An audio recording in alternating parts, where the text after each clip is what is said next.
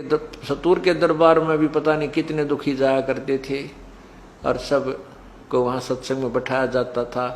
देखो पुण्यात्माओं, कुछ तो आप में से ऐसे भी भक्त हैं, ऐसी बहन बेटी भाई हैं जिनके आते ही दुख दूर हो गए, आशीर्वाद से भी ठीक हो गए, नाम लेते उससे दिन भी ठीक हो गए। और कुछ एक ऐसे हैं जो अभी तक उनको 2 दिन 10 दिन 20 दिन महीना 2 महीने भी लग सकते हैं। ये परमात्मा की लीला समझना, ये मत समझना कि ये भगवान के घर में कुछ ना हो रहा है, सब कुछ होगा। उसके अपने तरीके हैं, अपना ट्रीटमेंट है, उसको कैसे करना है।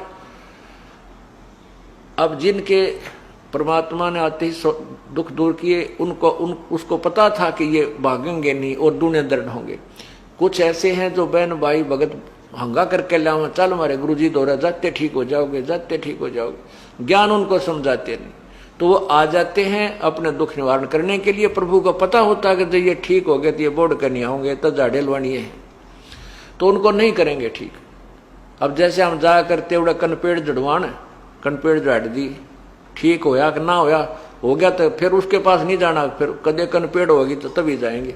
तो हम परमात्मा नहीं चाहते कि यहाँ झाड़ा लावर उन्हें ठीक करके बेच दिए, फिर कभी ना आए इनके ऊपर, फिर और बहुत कष्ट आएंगे। तो यहाँ पर वो भविष्य का भी ट्रीटमेंट किया जाता है कि ये पुण्यात्मा यहाँ आता रहे, 2 4 10 20 बार आने से इसको ज्ञान सुनेगा, सत्संग सुनेगा तो ज्ञान हो जाएगा, फिर ये डगमग नहीं होगा, फिर इसको परमात्मा स्वस्थ भी कर देंगे। यदि उसको पहले स्वस्थ कर दिया तो उसको और भयंकर दुख हो जाएगा, वो तो दुख दूर होगा, लेकिन आगने वाले समय में और भी बहुत कष्ट उस प्राणी थे, उनका बचाव नहीं हो पाएगा। वो दयालु इसलिए थोड़ी सी देरी करता है।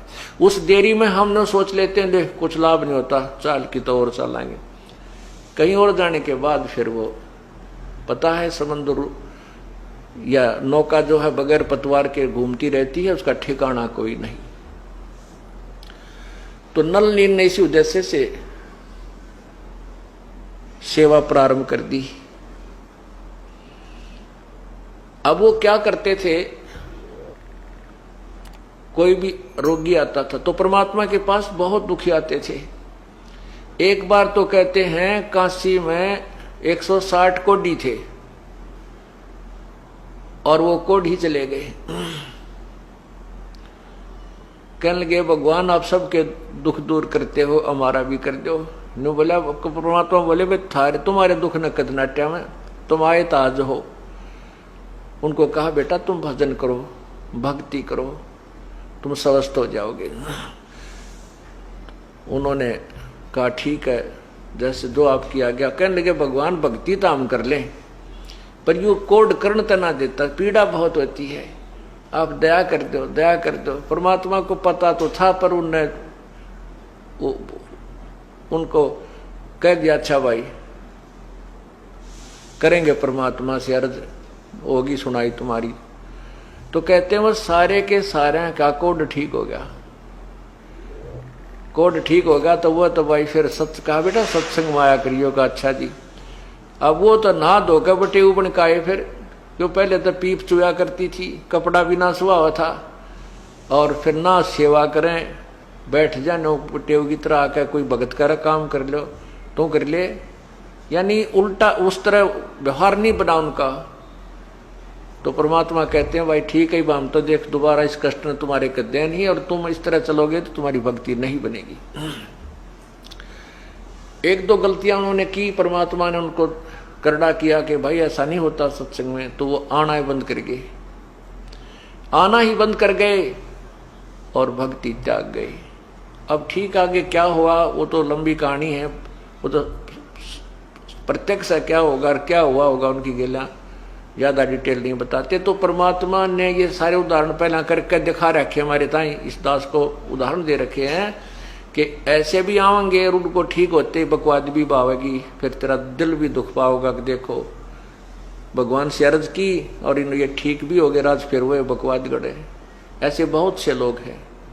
एक बेटगाम में हमारा भगत राजेंद्र जी, उनके घर हम सत्संग करना गए, वहाँ एक उसी गांव का एक कति रो है, बैठा बैठा है मैं मरूंगा, सब ने बता दिया, डॉक्टरों ने भी इलाज, डॉक्टरों ने भी उसको लाइलाज कर दिया, सूझ रहा सारा शरीर, उसके पता नहीं गुर्दे खराब थे, सारी बुरा हाल हो रहा। और अंतिम सांस गिने, सांझ सवेरा जा रहा उसकी मौत का, ये ऐसे दयालु हमारे भगत उसको बुला लिया, एक आजा तुम्हारे गुरुजी आऊंगे, हमारे पाठ हो रहा है, तू कोई नहीं मरे। सब ने पूछा भाई मैं बच जाऊंगा हमारे, क्यों मैं एक दिन लेट गया था, पाठ पहले प्रारंभ हो जाता था। तो सब भगत ने कहा तू चिंता ना करे, गुरुदेव नान दे तुझमा ठीक हो जाएगा। सब न रो है, उसकी पत्नी भी, पर ऐसी कृपा हुई मालिक की उसने नाम ले लिया, वो स्वस्थ हो गया। 5-6 महीने तो वो ठीक हमारे साथ आता रहा, फिर आंडी पा गया, मंदिर में पुजारी बनकर बैठ गया उससे गांव में। अरे तेरा गजब हुई हो, और इतने सुख दिए परमात्मा ने उसको। तो ऐसे भी जिन और बतेरे हैं, तो इसलिए प्रभु अपने हिसाब से करते हैं। 1-2 बार तो अपने भक्तों जो जिनको आप लाते हो किसी को प्रभु कर देते हैं, लेकिन हमारा उद्देश्य ये है कि ठीक ठाक तो 2 मिनट का काम है, 2 सेकंड का कुछ भी नहीं उस भगवान के लिए यो। परंतु उन्हें तो और दुख दिखाई दे है कि यो नादान जय फिर हमारे इस रास्ते से भटक गया। तो काल तो बाट देखा इसकी, काल तो इंतजार कर रहा कि ये पुण्य तो कमाओगा यहाँ पर, शुभ कर्म तो यहाँ करके जाओगा, और उसकी बिरान में टिकरवाओगा काल, फिर उसको कितना राजा बना देगा, कितना मेंबर बना देगा, कितना एमएलए बना देगा, और उसकी करवा के खराब कमाई ने और गधा बना देगा।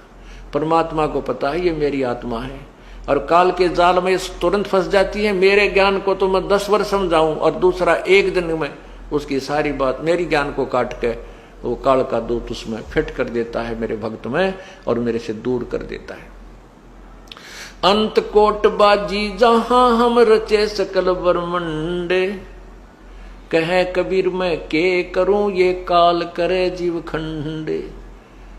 परमात्मा कहते हैं कि मैं सारी सृष्टि की रचने वाला हूं, मैं इतनी समर्थ शक्ति होते हुए भी अब मैं के करूं यो काल मेरे जीव को, मेरी आत्मा को, जो मेरी शरण में आ चुका है, उसने भी खंड कर देता, उसका नाम तुड़वा देता, कोई न कोई बकवाद गढ़ा के, कोई बहाना बना के। अनंत कोट बाजी जहां हम रचे सकल ब्रह्मंड। गरीबदास जी बताते हैं, कबीर जी यूं कहते हैं, कह कबीर मैं के करूं यू काल करे जीव खंड। यू काल जो है हमारे जीव को खंड कर देता है, यानी तोड़ देता है, उसको अपने पाले में ले जाता है। हमने शुभ कर्म तो करते हैं परमात्मा के बताई विधि से, 1, 2, 4 साल हम साधना कर लेते हैं, हमारे पास वो भक्ति का धन हो जाता है, और फिर हम सत्संग त्याग जाते हैं। उस अपने किए हुए सत्संग के दौरान शुभ शास्त्र अनुकूल साधना में किए हुए पुण्यों को फिर ये प्राणी अन्य योनियों में, अन्य जन्मों में मनुष्य जीवन पाकर प्राप्त करता है। तो उसमें वो अच्छा राजा भी बन सकता है, सेठ भी बन सकता है, उसी के पुण्य होते। और यदि उसको आगे भक्ति नहीं मिलेगी तो फिर वो पूंजी समाप्त हो जाती है। तो इसलिए हम हर दृष्टिकोण को सोचकर परमात्मा की आज्ञा अनुसार यहाँ सब क्रिया की जाती है। आप कोई लेट भी हो रहा है, किसी को कोई आराम नहीं हो पा रहा है, उसके लिए बताया कि द्वार धनी के पड़ा रहे, धक्के धनी के खा, 100 काल झकझोल ही पर द्वार छोड़ ना जा। राम नाम रटते रहो, राम नाम रटते रहो, जब तक घट में प्राणे, कदे तदीन दयाल के बनक पड़ेगी कहानी। कभी तो उस दीन दयाल के यानी परमात्मा कभी तो सुनेगा जरूर आपकी, और यही भगवान है जो सुनने वाला, और कोई सुन भी नहीं सकता।